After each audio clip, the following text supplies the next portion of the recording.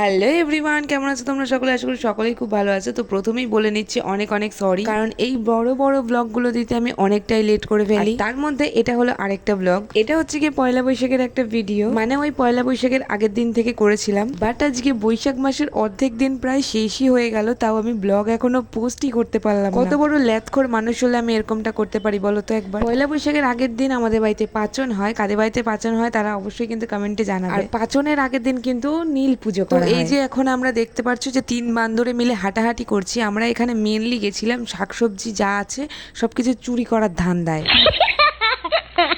আমাদের যেহেতু গ্রামে বাড়ি, তাই এখান দিয়ে ওখান দিয়ে অনেক কিছু চাষবাস হয়, তো সেগুলোই আমি গেছিলাম আনার জন্য। না না না, একদমই আমার দাদু বা বাবার জমি না, এগুলো লোকের জমি, তো না বলেই নিয়ে আসা হয়েছে, বলি এই একটু একটু জিনিস এনেছি, তাই আবার বলতে হয় বলো তো?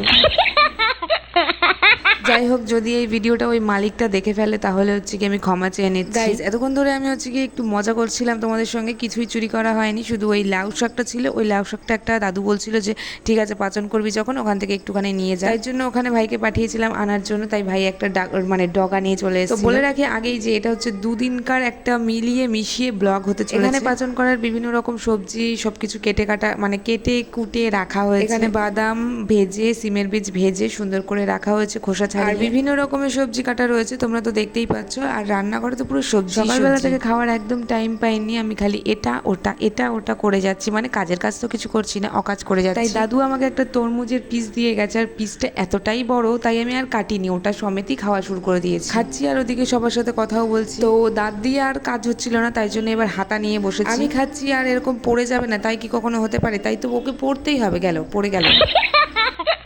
আজকের ব্লগটা অন্য দিনের তুলনায় অনেকটাই বড় হতে চলেছে, তো প্লিজ তোমরা একটু ধৈর্য সহকারে ব্লগটা দেখবে, একদম স্কিপ করে উপরের দিকে তুলে দেবে না, ঠিক আছে? দেখো গাইজ, আজকে কথা বলতে গিয়ে আমি কিন্তু অনেকটাই তুতলে যাচ্ছি, তো ম্যানেজ করে নিও তোমরা, কারণ আমার ভিডিও দেখতে হলে তোমাদের ম্যানেজ করে দেখতে হবে। খাওয়া দাওয়ার পর্ব শেষ করে মাকে একটা নারকেল কুড়োচ্ছিলাম আর কি, কুড়িয়ে টুড়িয়ে দিয়ে আসলাম রান্নাঘরে। আর মা এখানে অলরেডি রান্না বান্নার কাজটা শুরু করে দিয়েছে। মাকে এখানে দেখাই যাচ্ছে না, মনে হচ্ছে যেন শাকসবজির মাঝখানে মা একটুখানি লাল জামা পরে বসে আছে।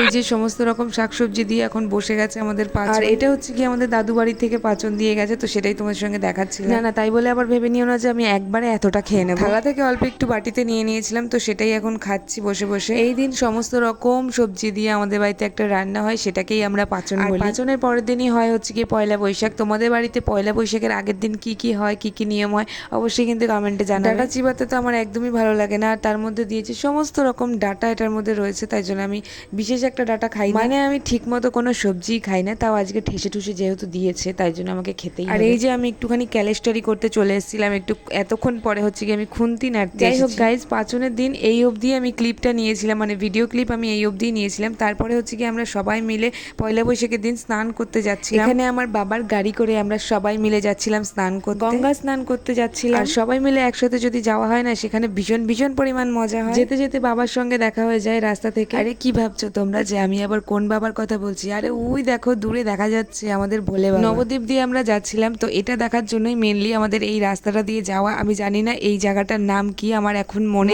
থাকলে অবশ্যই কিন্তু জানাতাম। এটা জানি যে এটা শ্মশানের পাশে, ভীষণ সুন্দর। আর তারপরে আমরা চলে আসি এখানে গঙ্গার ঘাটে, তো গঙ্গার ঘাটটা তো ভীষণ শান্ত পরিবেশ। দেখো এখানে কত ঠাকুর এখানে রেখে গেছে, সবাই এখানে চেনার, মানে সবাই এখানে বলছে যে এটা এই ঠাকুর, এটা ওই ঠাকুর, মানে দেখছিলাম দাঁড়িয়ে দাঁড়িয়ে।